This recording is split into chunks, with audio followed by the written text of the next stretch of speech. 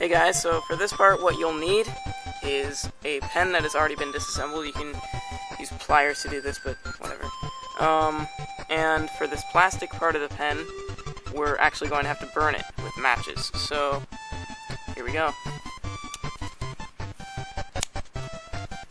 Maybe. And so just until it melts a bit and is soft. Oh. Okay.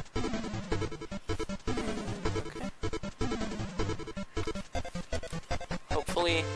So the theory behind this is that if it's soft enough, it'll mold to the weird shape given by the screw.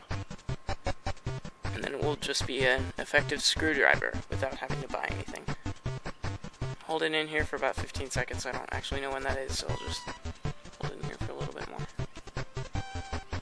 Make sure it's a good mold. I don't know if we did that right at all, but alright, I'm gonna pull it out. Maybe. Oh, look at that. It's a pretty good mold, I would say. And here. Now the hardest part is getting it to latch back on, because it needs to lock with where it was initially.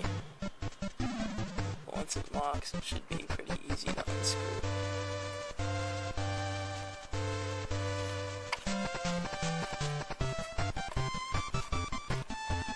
Or maybe, I don't know. I'll be right back.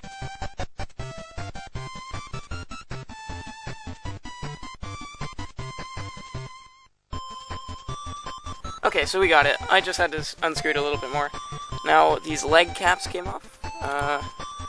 You can see... Oh. I don't know where that went. There it is. Okay. So these terrible little screws that Nintendo puts in all of their products. I'll take a photo of that and put it on the blog, but as you can see, it's just... Why would they do this? So you can just take all of the leg caps off. So this one, and then there are, I believe, 4 more. There's these 2, this one, and yeah, so just take all of them off of every leg, and then it'll probably be able to, I don't know, disassemble, I guess.